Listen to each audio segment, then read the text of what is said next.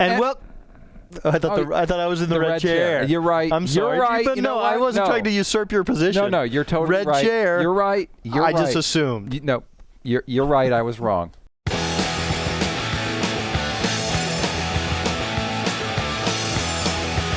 Welcome to the Rowdy.com Big Three post-Michigan edition. Was it a hell of a race, Bassmaster? It was a hell of a race on pit road, which was where the race was won by the 11 car of Denny Hamlin. And let's start with Denny Hamlin. Obviously, he's got to be issue number one. After his 2010 season, who would have thought it would have been 15 races into 2011 before he scored a win? I wouldn't have thought so. I mean, Denny Hamlin, but you got to admit that Denny has looked a lot stronger these last month and a half or so, closing in on a win. He was the defending champion of this race, and not only that, but the second Michigan race last year, he ran second. This has always been one of Denny's better downforce tracks, so the fact that he won, not terribly surprising, but in a way, how he won was surprising. Because he wasn't in a kind of a car that he had last week at Pocono, which was a dominant car. But don't forget his pit crew, the two-time defending pit crew champions. They laid down not one, but two great stops at the end of the race. In contrast to Matt Kenseth, whose pit crew struggled. And they bobbled a little bit. That was a little bit of the difference maker. I wouldn't say that Matt Kenseth lost it in the pits, but it certainly didn't help. Everyone who wasn't Denny Hamlin lost it in the pits because you had to come out first on the last stop. But the fact that Denny Hamlin won doesn't mean, oh, Denny Hamlin is back, because he didn't, like you said, he didn't have a dominant car. When he has had a strong car, he hasn't closed the deal. This is still not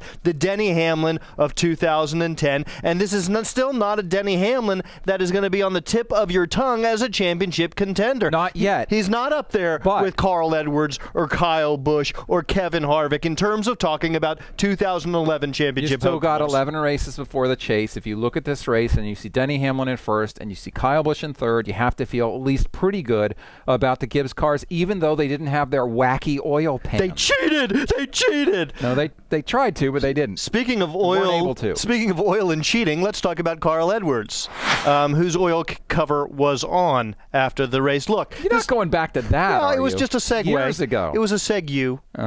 Segue. Carl Edwards still firmly atop the standings, but only has one win on the season, whereas somebody like Kevin Harvick has 3, Matt Kenseth has 2, Kyle Busch has 2. Carl Edwards has not been up there vying for the win, or at least challenging for the win at the end of the race week in and week out, yet he's atop the standings. Well, look, I think Carl's left some points on the table on some weeks when maybe he had a winning race car. This is a race, if Carl had been able to get out of the pits first, he could have won it. His car was certainly good enough to win from the front.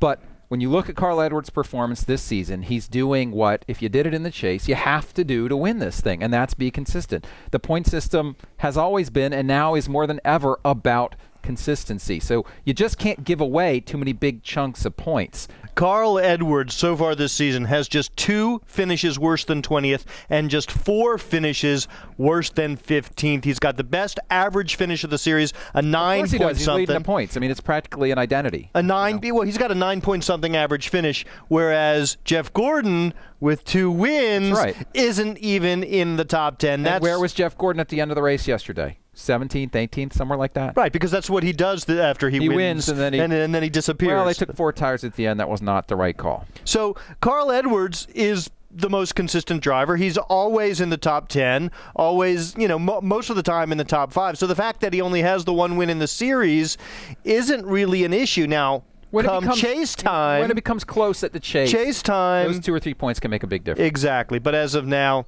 not a biggie. Issue number 3. The Fords were strong yesterday. We expected the Fords to be strong at Michigan. The Fords were strong in Michigan. Matt Kenseth, Greg Biffle, the strongest cars all day, couldn't close the deal. But you got to feel good if you're Jack Roush. I think you feel good because you have to run well at the places you expect to run well. And if you look at maybe the last 2 or 3 weeks, you'd say, wow, those Fords, maybe, are they slipping a little? Are they trying some stuff? What's going on? They come to Michigan. The big 3 at Ford, Greg Biffle, Matt Kenseth, and Carl Edwards were very fast, all of them capable of winning the race if the circumstances had been different. So I think you have to feel pretty good if you're Ford and if you're Jack Roush. The only problem with this is if you look at Greg Biffle, you're starting to wonder who the guy's going to pass to get into the chase. I mean, he might start to need to win some races here. Where is he now? He's 13th right now and gave away a bunch of points on a day when he could have won the race, because he was caught by the caution, that late caution at the end. He and Kenseth came in. Kenseth was able to stay on the lead lap. He was not, so he ended up at the tail end of the lead lap after taking the lucky dog and only finished. He didn't even finish in the top 10 on a day when he could have won the race. And after the slow start to the season, this is the margin for error we've been talking about, Cutler. You can't, at this point, give those points away.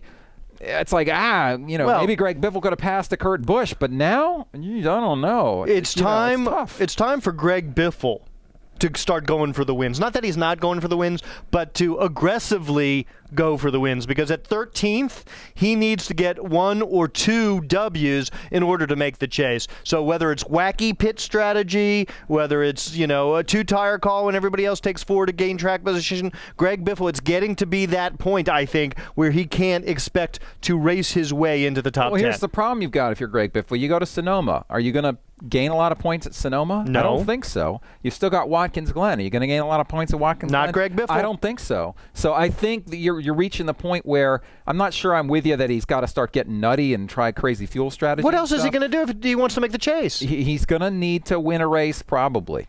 But one win will probably get you in. One win so I don't at think this you need point. to be nutty. At this point, one win will get you in, because even you think if Brad Keselowski gets back into the top 20, Greg Biffle is going to be able to stay ahead of right. Keselowski. So yeah, one win will probably do it, but he needs to get that one win. Well, and the other thing is the road courses can cut the other way. Another guy can get a win, and then he could have a guy to fight it out with for the last Tony wild Stewart card gets spot. a win, Exactly. and right now Stewart's not in the top 10. Right, exactly. All right, that's been your Rowdy.com Big 3 for today. Thanks for joining us. Lots to talk about from this race. As always, Buzz Cutler, and we'll be doing that at Rowdy.com, won't we? We will. And for example, we'll be making a couple other videos on Carl Edwards' comments about the race car and Dale Jr.'s little tete-a-tetes with Mark Martin. Is that what you call it? That's what I call it. All right.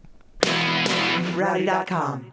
Say it like it is. Say what like it is? Rowdy.com.